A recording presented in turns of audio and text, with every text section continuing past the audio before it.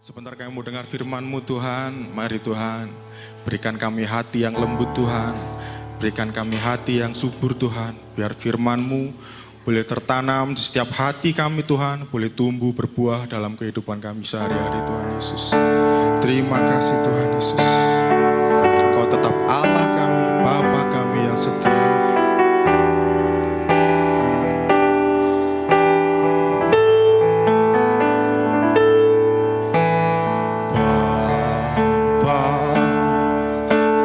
Setia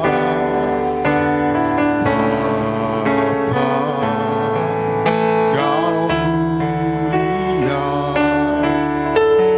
tenanglah jiwaku, aman bersamamu.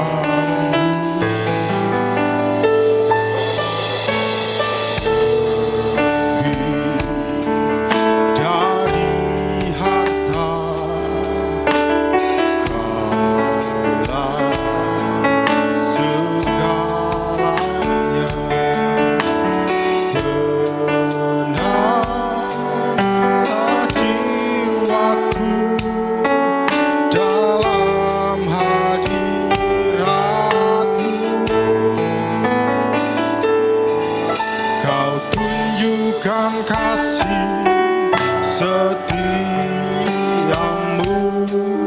Kau menyediakan yang ku perlu.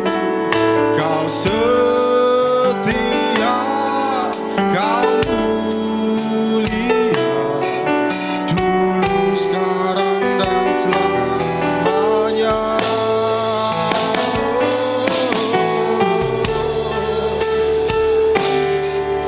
Setiamu,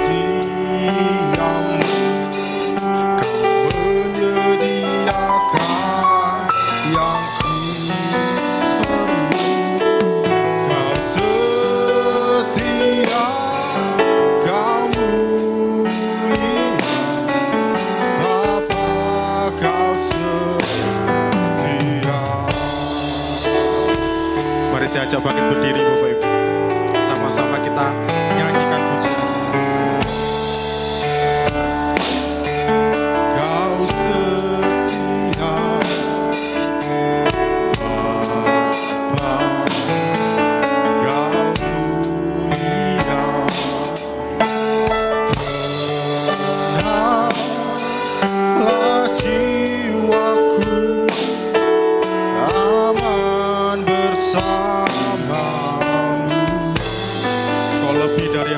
Kami Tuhan, dari harta Kaulah segalanya. Tenanglah jiwaku dalam hadirat-Mu. Kau tunjukkan kasih setiamu, Kau menyediakan yang ku perlu. Kau setia, Kau mulia, dulu, sekarang, dan selamanya.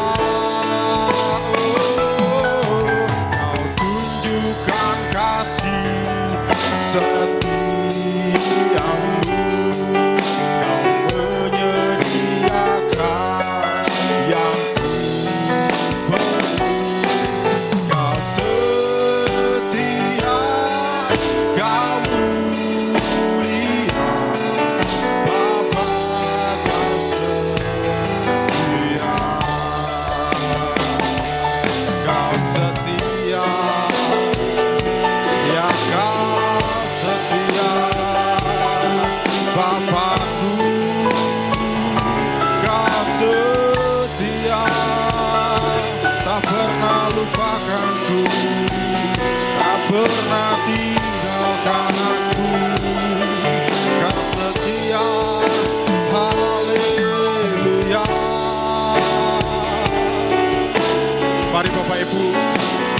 berikan suara penyembahan Bapak Ibu yang terbaik malam hari ini bagi Tuhan. Saya percaya Tuhan mendengar setiap persembahan kita. Di atas tahtanya Dia mendengar persembahan kita. Mari.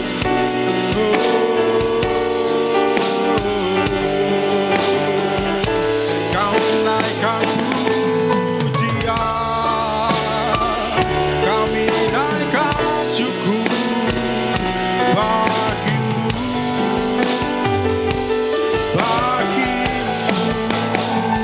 haleluya, haleluya. Kami menyembahmu, kami menyembahmu, kami menyembahmu, kami memujimu, oh Tuhan, jamah setiap hati kami, haleluya. Tercurah kuasa-Mu, tercurah kuasa-Mu, oh, haleluya, haleluya.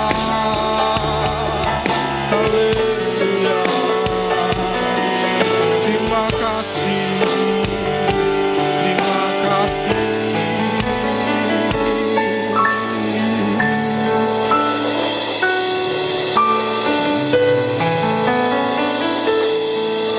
Kau tunjukkan kasih setiamu, Kau menyediakan yang ku perlu. Kau setia, Kau mulia, dulu, sekarang, dan selamanya. Kau tunjukkan kasih setiamu, Kau menyediakan yang ku perlu. Kau setia, Kau mulia, Bapa Kau setia. Dia menunjukkan kepada kita, Kau tunjukkan kasih setiamu, Kau menyediakan yang ku perlu. Saya persilakan Bapak Gembala. Kau mulia, dulu, sekarang, dan selamanya. Oh, kasih setiamu, Kau menyediakan yang ku perlu.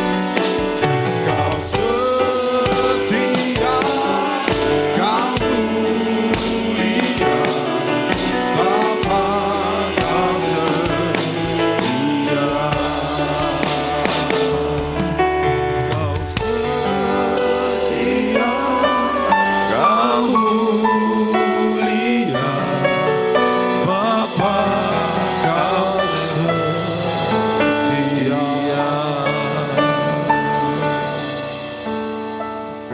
Terima kasih Tuhan. Kami bersyukur buat kebaikan Tuhan dalam hidup kami. Kami berterima kasih buat kasih setia-Mu. Tuhan, saat ini hamba akan menyampaikan kebenaran firman-Mu. Kau yang mengurapi hamba, Kau berbicara kepada kami semua, dan Engkau mengurapi kami Tuhan. Biarlah Roh Kudus-Mu yang berkuasa atas kami. Terima kasih Bapa di sorga. Terima kasih untuk semuanya. Dalam nama Tuhan Yesus, haleluya. Amin. Saya mengajak kita untuk membaca Alkitab kita dalam kitab Kejadian pasal 39. Kejadian pasal 39 ayat yang pertama sampai ayat yang ke-6a. Kejadian pasal 39 ayat yang pertama sampai ayat 6a, sama-sama kita bangkit berdiri. Kita baca firman Tuhan ini.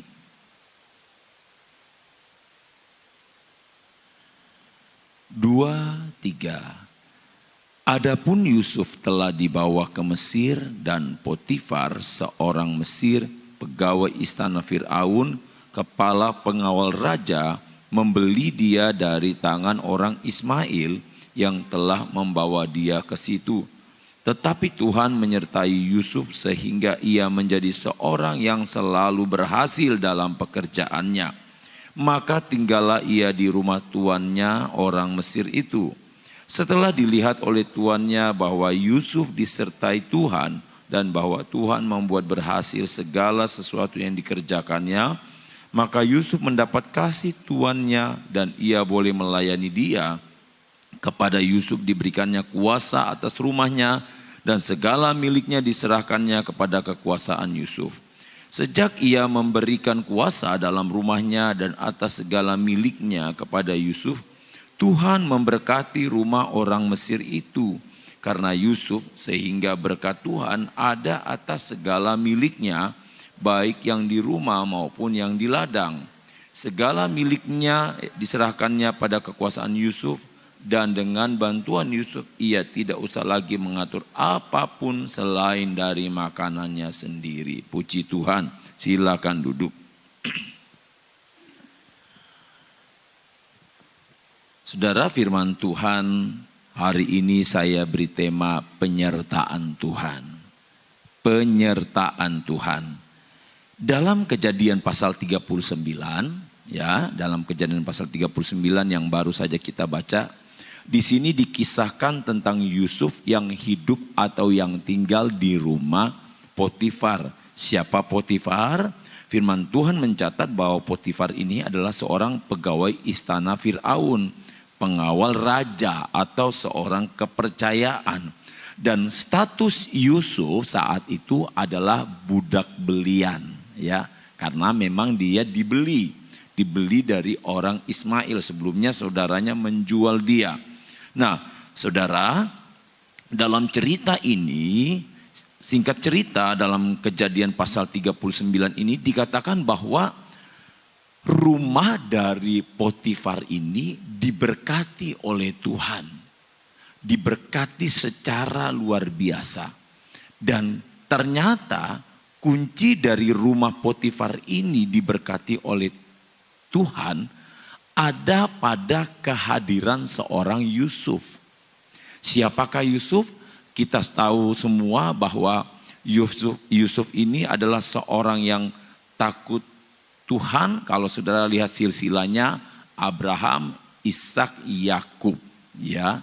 Abraham, Ishak, Yakub berarti dia garis keturunan dari Abraham, Ishak, Yakub. Nah, saudara, dalam firman Tuhan ini dikatakan bahwa Yusuf mendapat kasih tuannya. Yusuf mendapatkan perhatian yang khusus dari tuannya. Perhatian yang lebih. Karena apa? Karena tuannya ternyata mengetahui bahwa Yusuf ini disertai oleh Tuhan. Nah, saudara, kalau kita berbicara tentang penyertaan Tuhan, tentu penyertaan Tuhan ini bukan hal yang patut disepelekan. Karena setiap orang yang percaya, goalnya atau dalam kehidupan kita sehari-hari, kita butuh penyertaan Tuhan. Ya, kita membutuhkan penyertaan Tuhan di dalam kehidupan kita.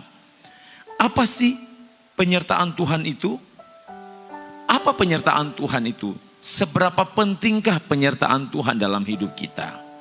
Saudara, penyertaan Tuhan kalau kita melihat dalam pengertian-pengertiannya, yaitu bahwa saya dan saudara percaya kepada Tuhan, bahwa Tuhan itu selalu ada bersama dengan kita. Itu penyertaan Tuhan.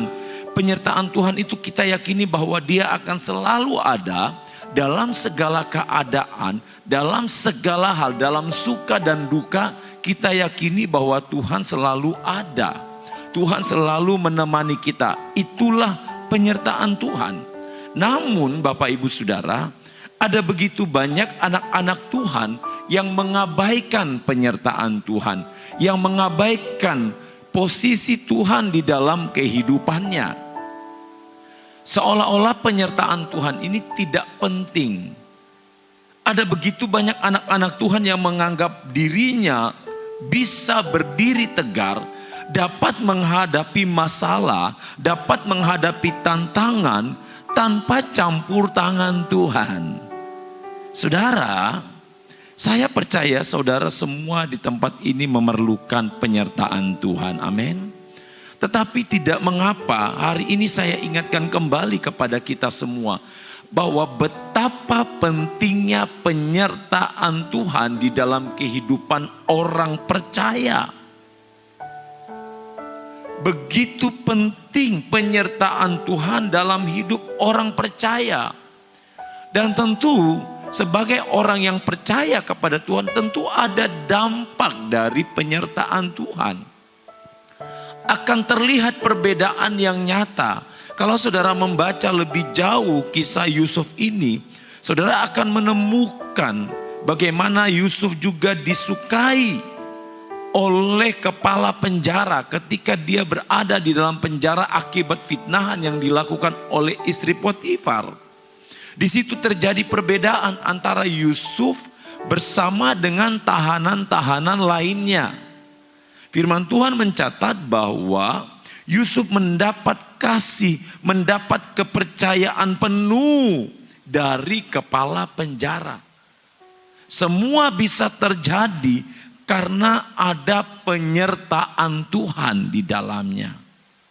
Nah saudara, kalau kita berbicara tentang penyertaan Tuhan, tentu ada dampaknya dalam kehidupan kita. Di dalam Yesaya 41 ayat yang ke-10, saya mencatat yang pertama dampak dari penyertaan Tuhan. Yesaya 41 ayat yang ke-10. Janganlah takut sebab aku menyertai engkau. Janganlah bimbang sebab aku ini Allahmu. Aku akan meneguhkan, bahkan akan menolong engkau. Aku akan memegang engkau dengan tangan kananku yang membawa kemenangan.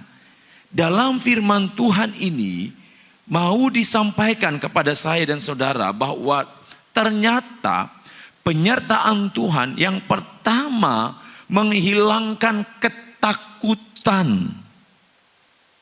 Menghilangkan ketakutan. Ketakutan-ketakutan apa yang saat ini saudara sedang hadapi?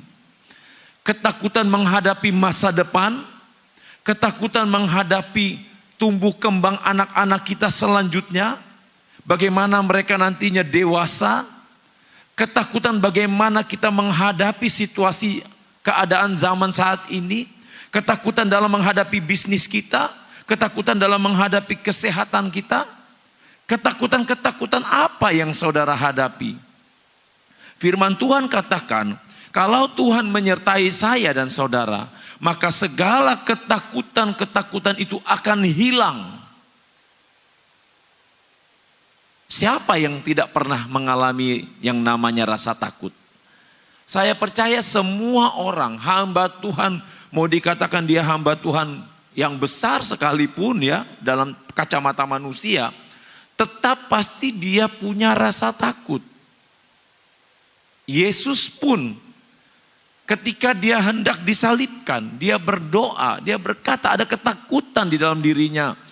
Bapa, sekiranya cawan ini lalu daripadaku, tapi biarlah semua kehendakmu yang jadi. Secara manusia ada ketakutan. Tetapi bukan berarti ketakutan yang datang di dalam kehidupan kita itu menguasai kehidupan kita. Saudara, kalau ketakutan itu menguasai seluruh kehidupan kita, maka penyertaan Tuhan yang sudah terjaga, yang sudah terjadi di dalam hidup kita setiap hari akan sia-sia, saudara. Kenapa? Karena kita meragukan penyertaannya. Padahal penyertaan Tuhan itu benar-benar memimpin kita kepada kemenangan lepas kemenangan. Amin, saudara. Penyertaanmu sempurna, rancanganmu penuh damai, aman dan sejahtera, walau di tengah badai. Ingin ku selalu bersama, rasakan keindahan. Arti kehadiranmu Tuhan. Penyertaan Tuhan memberikan ketenangan, memberikan kedamaian. Bapak Ibu Saudara, apa yang membuat saudara takut saat ini? Ketakutan apa yang datang dalam hidup saudara? Semua orang pernah takut. Israel mengalami ketakutan ketika mereka berhadapan dengan Goliat. Daud pasti juga mengalami ketakutan. Tetapi dia tahu bahwa Allah menyertai dia dalam peperangan. Sehingga Daud dapat mengalahkan Goliat. Daud tidak peduli sebesar apa Goliat yang datang dalam kehidupannya. Tetapi bagi dia, penyertaan Tuhan jauh di atas segala-galanya. Dalam Markus 4 ayat 35 sampai ayat 41 kita bisa baca ini. Di situ menceritakan tentang murid-murid yang diombang-ambingkan oleh angin sakal saat mereka hendak bertolak ke seberang. Kita baca saudara, pada hari itu waktu hari sudah petang, Yesus berkata kepada mereka, marilah kita bertolak ke seberang. Mereka meninggalkan orang banyak itu lalu bertolak dan membawa Yesus beserta dengan mereka dalam perahu di mana Yesus telah duduk dan perahu-perahu lain juga menyertai dia. Lalu mengamuklah taufan yang sangat dahsyat dan ombak menyembur masuk ke dalam perahu sehingga perahu itu mulai penuh dengan air. Pada waktu itu Yesus sedang tidur di buritan di sebuah tilam. Maka murid-muridnya membangunkan dia dan berkata kepadanya, Guru, engkau tidak peduli kalau kita binasa. Ia pun bangun menghardik angin itu dan berkata kepada danau itu, diam, tenanglah. Lalu angin itu reda dan danau itu menjadi teduh sekali. Lalu ia berkata kepada mereka, mengapa kamu begitu takut? Mengapa kamu tidak percaya? Mereka menjadi sangat takut dan berkata seorang pada yang lain, siapa gerangan orang ini sehingga angin dan danau pun taat kepadanya. Saudara, murid-murid mengalami ketakutan. Dan saudara, pada saat murid-murid mengalami ketakutan, sayangnya mereka membiarkan Yesus tidur di buritan. Padahal Yesus bersama-sama dengan mereka. Saudara percaya bahwa Yesus bersama-sama dengan saudara setiap hari? Amin. Jangan biarkan Yesus tertidur di buritan. Kalau saudara tahu bahwa Yesus bersama-sama dengan saudara, kalau saudara ingin ketakutan demi ketakutan yang datang di dalam hidup saudara itu lenyap atau hilang dalam hidup saudara, jangan biarkan Yesus tertidur. Kita tahu bahwa Yesus menyertai kita. Tetapi kan kita harus berkomunikasi dengan Yesus setiap hari. Kan Yesus ingin berbincang-bincang dengan kita. Jangan biarkan aktivitas saudara sepanjang hari membuat saudara tidak dapat berbincang-bincang lagi dengan Yesus. Saudara bisa bayangkan seorang kepala rumah tangga yang bekerja dari matahari ya terbit sampai terbenam. Dari matahari gak kelihatan ya, sampai terbenam gak kelihatan kembali saudara. Ya saudara bisa bayangkan seperti itu. Tidak pernah dia bertemu dengan anaknya. Sama sekali saudara. Saudara bisa bayangkan ya, tidak ada perbincangan. apa yang terjadi? Pasti komunikasi tidak akan lancar. Demikian juga dengan kita kepada Tuhan, kepada Yesus. Jangan sampai aktivitas kita setiap hari membuat kita lupa untuk membangun komunikasi dengan Yesus. Sehingga ketika terjadi sesuatu di dalam hidup kita, kita baru membangunkan Yesus. Murid-murid membiarkan Yesus. Murid-murid berpikir dengan keahliannya sebagai seorang pelaut, sebagai seorang nelayan. Mereka dapat mengatasi angin sakal, angin topan yang menghantam perahu mereka. Sehingga bagi mereka, nggak apa-apa Yesus tidur aja. Kita masih bisa, kita sanggup kok mengatasinya. Saudara, jangan sampai kita punya pemikiran seperti murid-murid Yesus. Kita biarkan Yesus tertidur di buritan. Tidak ada perbincangan, tidak ada hubungan yang intim dengan Tuhan. Jangan sampai seperti itu. Sehingga nanti ketika datang masalah, ketika datang pencobaan dalam hidup kita, baru kita mau membangunkan Yesus. Baru kita mau mengajak berbicara. Jangan saudara. Jangan seperti itu. Yesus kalau dia menyertai, dia akan selalu menyertai kita. Tetapi kita juga harus selalu mengingat dia di dalam kehidupan kita.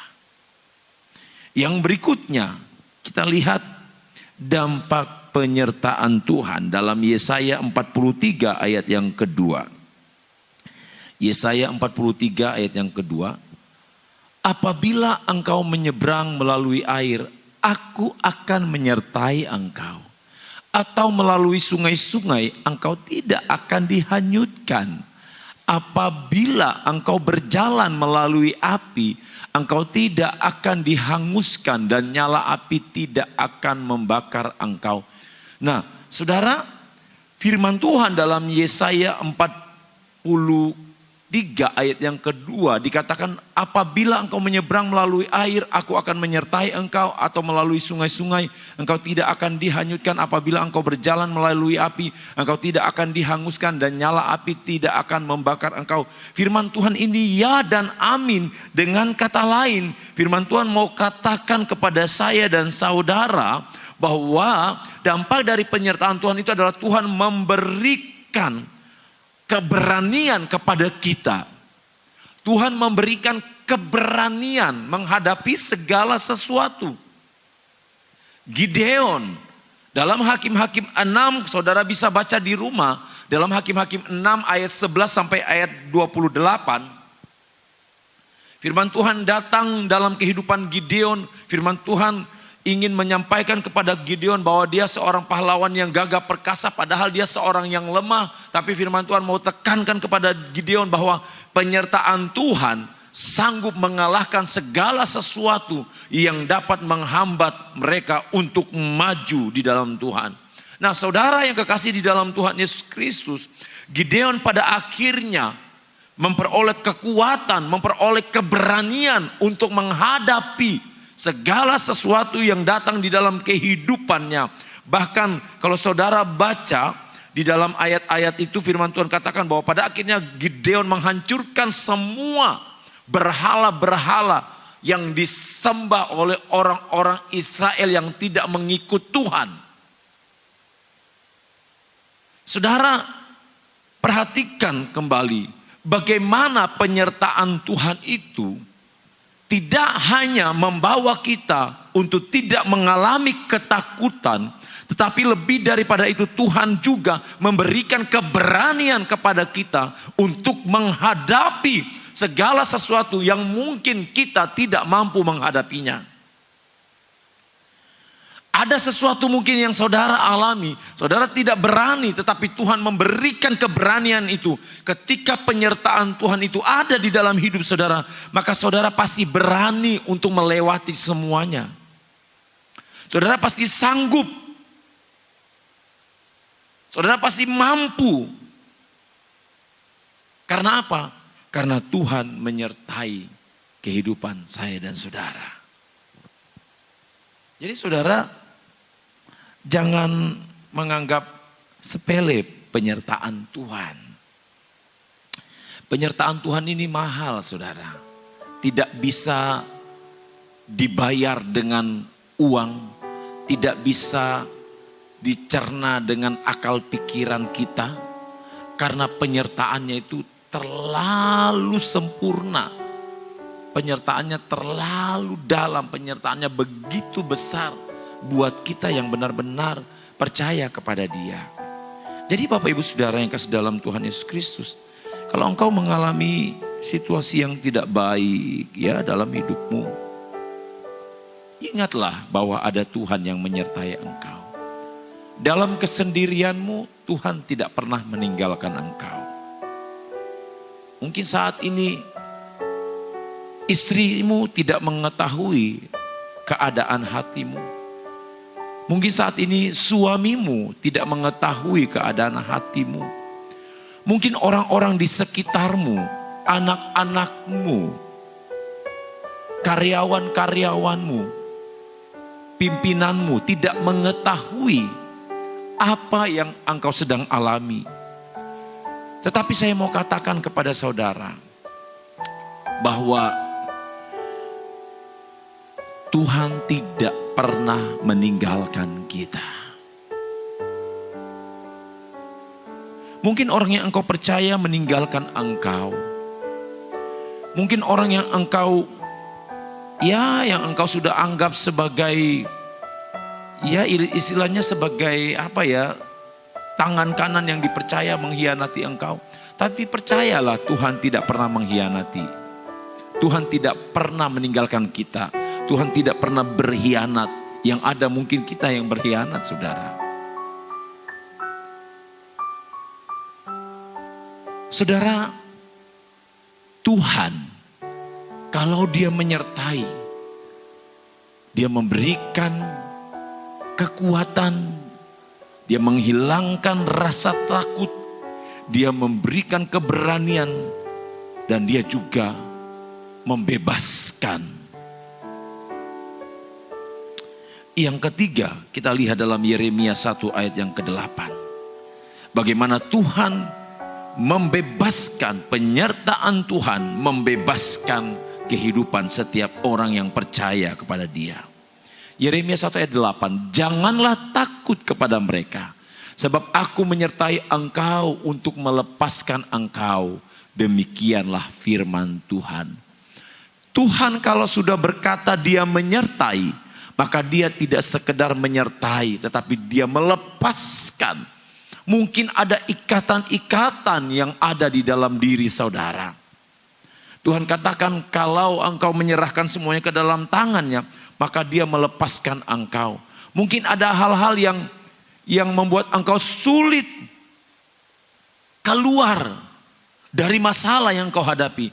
Tapi firman Tuhan katakan Dia akan melepaskan engkau dari masalah yang engkau sedang hadapi. Makanya Bapak Ibu Saudara yang kasih di dalam Tuhan Yesus Kristus, penting sekali cara pandang kita kepada Tuhan itu diperbaiki. Jangan sampai ketika kita memandang Tuhan, yang ada adalah hal-hal yang tidak baik. Saat kita menghadapi masalah, kita kecewa dengan Tuhan, kita memandang Tuhan dengan cara yang tidak baik. Saat kita atau doa-doa kita belum dijawab Tuhan, kita memandang Tuhan dengan cara yang salah. Saudara, Tuhan kalau Dia menyertai kita, maka Dia akan membebaskan kita. Maria Magdalena dalam firman Tuhan dalam Injil Lukas pasal 8 ayat yang kedua, Maria Magdalena dalam Lukas 8 ayat yang kedua, juga beberapa orang perempuan yang telah disembuhkan dari roh-roh jahat atau berbagai penyakit, yaitu Maria yang disebut Magdalena yang telah dibebaskan dari roh jahat. Ternyata Maria Magdalena ini pernah dirasuki oleh roh jahat. Dan ketika dia berjumpa dengan Tuhan, Tuhan melepaskan, Tuhan membebaskan dia dari ikatan-ikatan roh-roh jahat. Dan pada akhirnya Maria Magdalena menjadi orang yang setia di hadapan Tuhan. Saudara, kalau kita berbicara ikatan-ikatan, apalagi ikatan-ikatan dosa. Saudara, jangan sampai ikatan-ikatan dosa itu membuat hubungan kita dengan Tuhan terputus. Atau jangan sampai ikatan-ikatan dosa itu membuat hubungan kita dengan Tuhan ada tembok yang besar yang menghalanginya. Jangan sampai saudara. Ya. Jangan biarkan ya ikatan-ikatan itu membuat kita sulit untuk membangun hubungan yang intim dengan Tuhan. Firman Tuhan mau melepaskan saya dan saudara. Firman Tuhan mau membebaskan kita. Ketika dia disalibkan, dia sudah membebaskan saya dan saudara. Tinggal bagaimana kita. Kalau kita lebih percaya pada kekuatan diri kita sendiri, itu berarti kita sedang menempatkan Tuhan dalam level yang lebih rendah dari diri kita. Ya. Kalau kita menganggap penyertaan Tuhan itu kurang penting, itu berarti kita sedang menganggap Tuhan tidak memberikan pengaruh yang besar dalam hidup kita. Bapak Ibu Saudara yang kasih dalam Tuhan Yesus Kristus, kalau kita benar-benar memandang bahwa Tuhan itu menyertai kita, bahwa Tuhan itu adalah Tuhan yang menyelamatkan kita, maka kita harus berjalan sesuai dengan apa yang Tuhan mau di dalam kehidupan kita. Rasul Paulus, dia yakin betul bahwa Tuhan menyertai mereka. Saudara bisa baca dalam Kisah Para Rasul pasal 27. Kisah Para Rasul 27 ayat 1 ya sampai ayat 44. Saudara bisa baca di situ bercerita tentang bagaimana Rasul Paulus bersama tahanan-tahanan lain yang naik ke kapal dan kapal mereka hancur, tetapi firman Tuhan katakan di antara mereka tidak ada satupun yang binasa kecuali kapal itu sendiri. Saudara bisa baca dalam ayat yang ke-22. Tetapi sekarang juga dalam kesukaran ini, Kisah Para Rasul 27 ayat 22. Aku menasihatkan kamu supaya kamu tetap bertabah hati, sebab tidak seorang pun di antara kamu yang akan binasa kecuali kapal ini. Luar biasa saudara. Rasul Paulus benar-benar yakin akan penyertaan Tuhan. Kisah Para Rasul pasal 27 ayat 22 menjadi bukti bahwa penyertaan Tuhan itu ada dalam segala keadaan. Di tengah badai sekalipun, penyertaan Tuhan itu selalu ada. Amin saudara. Saat, coba saudara tahu lagu ini ya, kita nyanyikan sama-sama. Saat ku berada di tengah gelombang, kau ada di sana. Hadapi cobaan, lewati ujian, tanganmu melindungiku, kasihmu menguatkanku,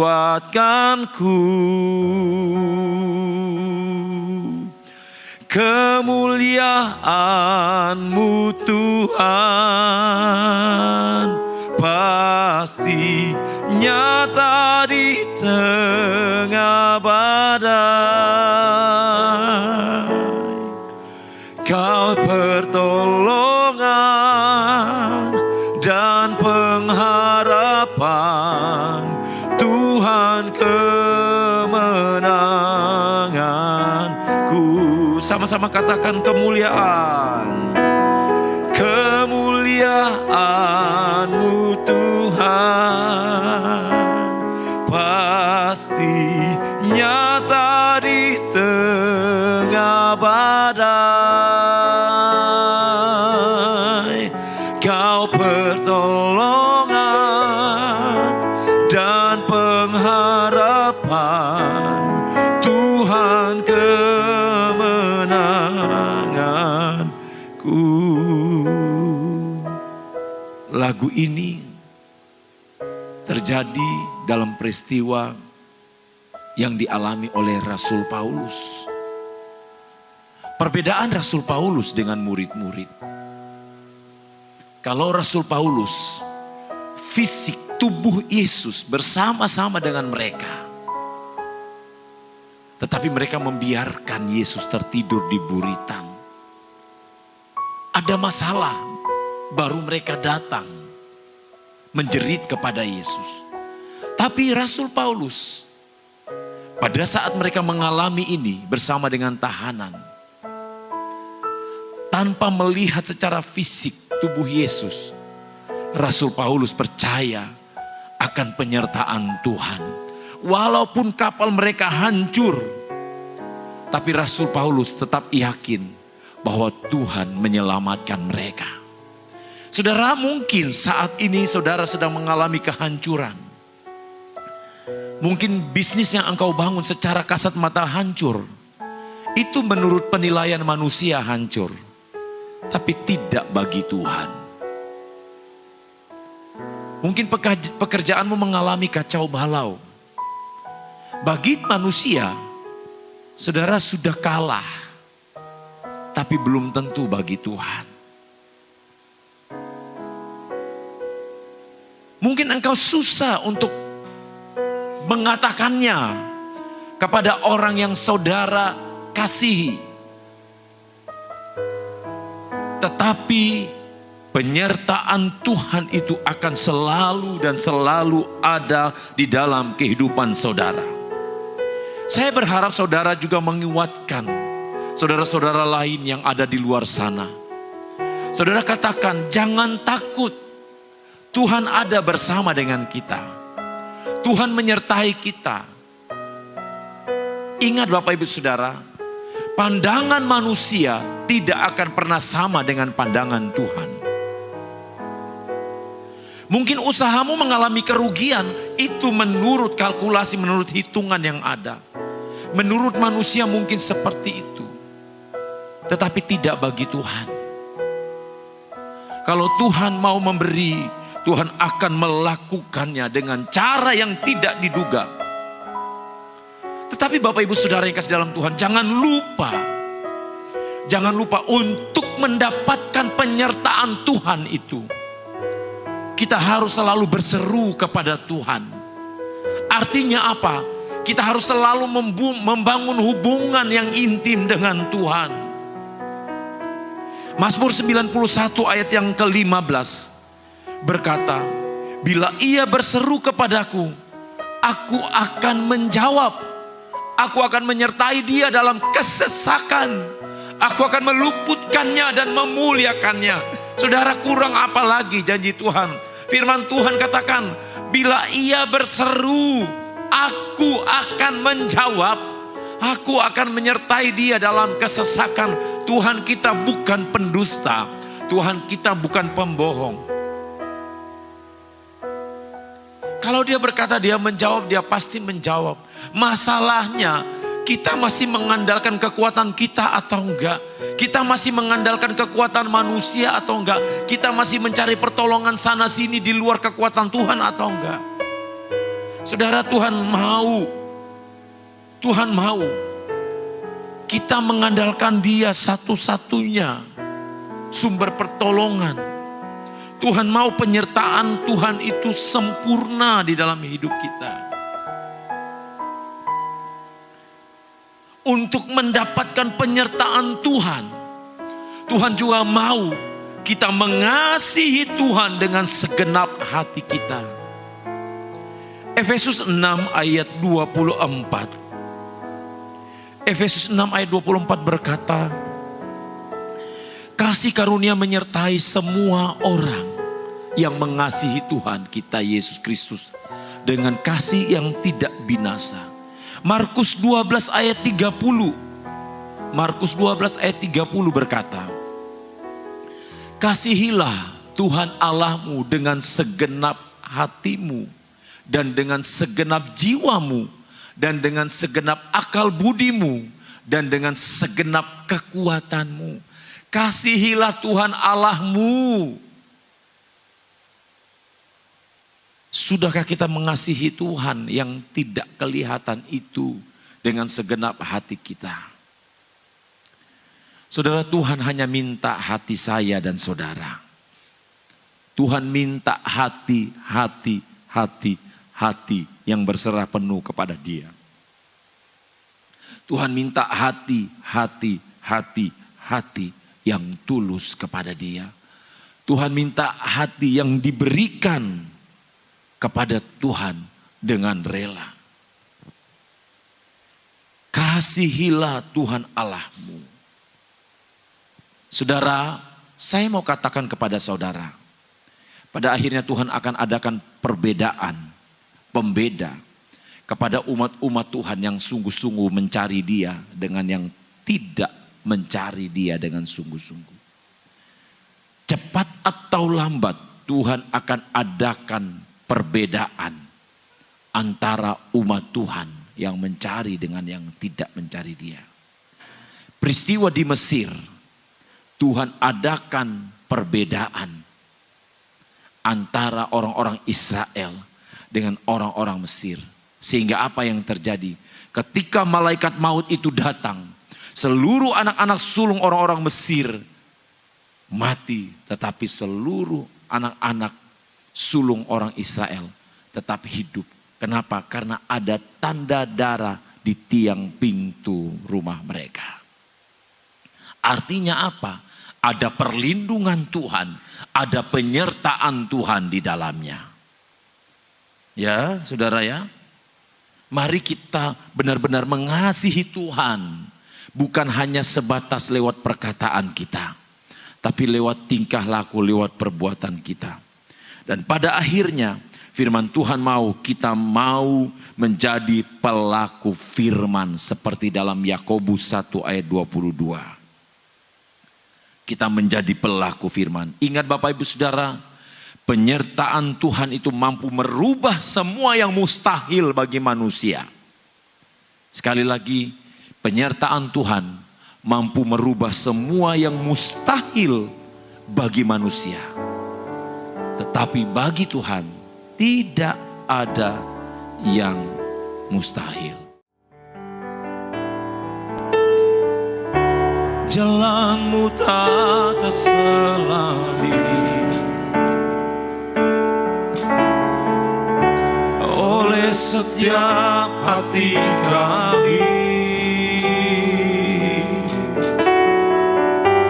Namun satu hal ku percaya, ada rencana yang indah, tiada terduga kasih-Mu.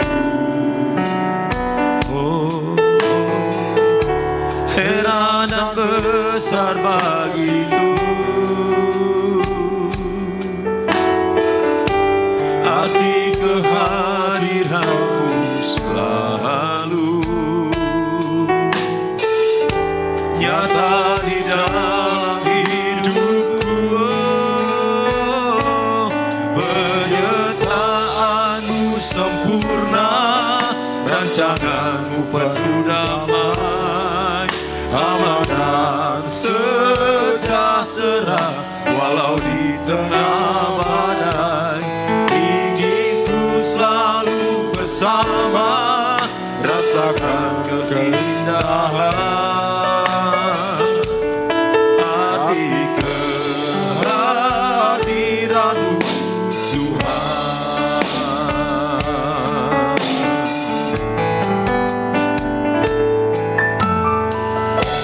Jalan-Mu tak terselami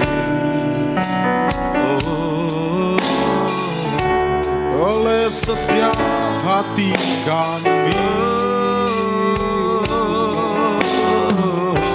Namun satu hal ku percaya, ada rencana yang indah dalam hidup kami Tuhan. Ada rencana yang indah, tiada terduga kasih-Mu.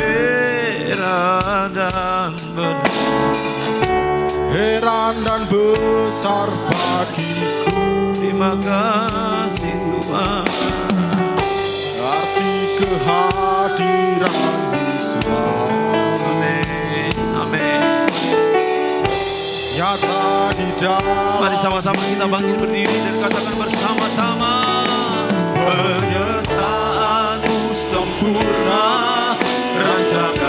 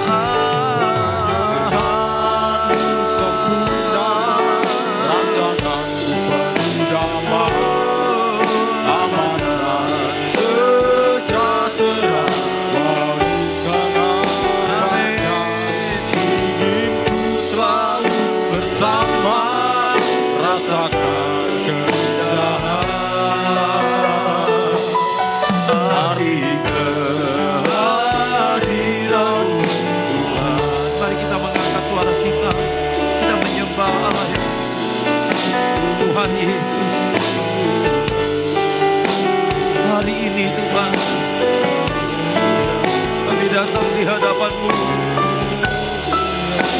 Kami percaya bahwa penyertaan-Mu sempurna di dalam hidup kami. Kami percaya penyertaan-Mu nyata dalam hidup kami, Tuhan. Apapun yang kami alami saat ini, Tuhan. Apapun yang kami hadapi, penyertaan-Mu Tuhan itu nyata dalam diri kami. Mungkin ada ketakutan dalam hidup kami, Tuhan. Tuhan tolong, Tuhan, agar kami tidak takut, Tuhan. Karena kami tahu Tuhan menyertai, Tuhan melindungi, Tuhan memimpin. Haleluya, haleluya. Haleluya, haleluya. Kami percaya,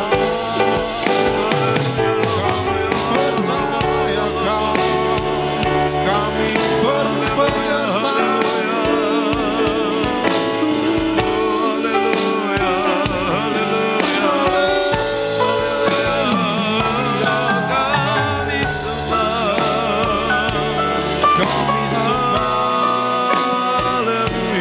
Kami sembah,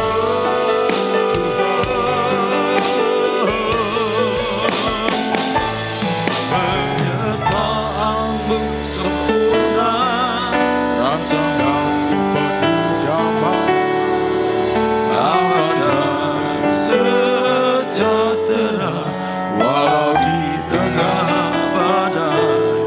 Ingin ku selalu bersama, rasakan keindahan arti kehadiran-Mu, Tuhan.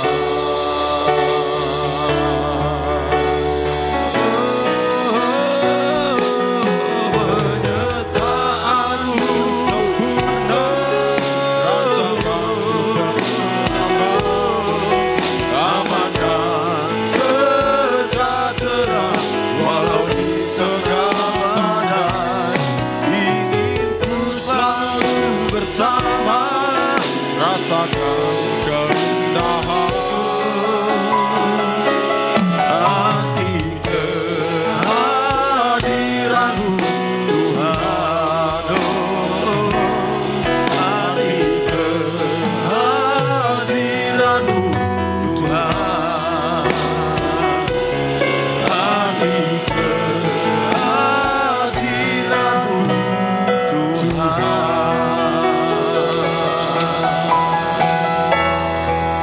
Terima kasih buat kebaikan-Mu. Terima kasih buat kasih setia-Mu. Terima kasih buat anugerah-Mu dalam hidup kami. Terima kasih buat kasih setia-Mu dalam hidup kami. Terima kasih Bapa di sorga. Terima kasih Engkau sudah mendengar dan menjawab setiap doa sembahyang kami. Mungkin saat ini ada anak-anak-Mu yang sakit. Mari Tuhan jamah, Tuhan sembuhkan bagian-bagian tubuh yang sakit di dalam nama Tuhan Yesus Kristus. Mungkin ada anak-anak-Mu yang mengalami kekecewaan, Tuhan bangkitkan kembali semangat yang patah ya Tuhan. Engkau berkati pekerjaan dari anak-anak-Mu. Engkau berkati rumah tangga dari umat-umat-Mu ya Tuhan. Engkau memberkati apapun juga yang dikerjakan Tuhan buat berhasil. Segala masalah, segala persoalan yang dihadapi Tuhan sudah selesaikan dengan cara Tuhan. Terima kasih Tuhan, terima kasih. Lingkungan gereja kami serahkan ke dalam tangan-Mu. Lingkungan tempat tinggal umat-umat-Mu juga kami serahkan ke dalam tangan-Mu. Lingkungan pekerjaan dari umat-umat-Mu kami serahkan ke dalam tangan Tuhan. Bangsa dan negara kami, kota kami ada di dalam perlindungan Tuhan. Terima kasih Tuhan, pemerintah, pusat sampai daerah terpencil sekalipun aparat keamanan, semua ada di dalam perlindungan Tuhan. Terima kasih Tuhan.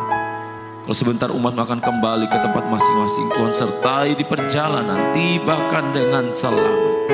Saudaraku, angkatlah tanganmu dan terimalah berkat Tuhan.